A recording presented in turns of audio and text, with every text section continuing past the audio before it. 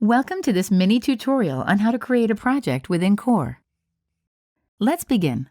First, select the corresponding client from the clients list.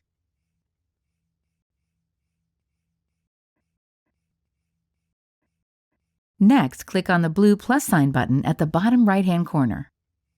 This will take you to the Project Creation module. Here you will enter the project's name,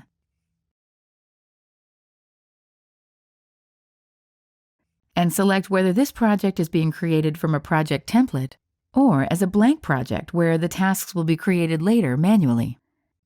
By clicking Next, you'll be able to add in all the necessary details for the project, including the start and end dates, frequency, any brands and products, amount of deliverables, and the project brief. By clicking Next, you can then select different users or teams as members of the project. The final step is to assign the budget information, either from a set fee or a one-time quotation. Once you're done, click Create Project. That's it. If you selected Blank Project in the first step, you will need to manually add the necessary tasks and assign them to the corresponding collaborators.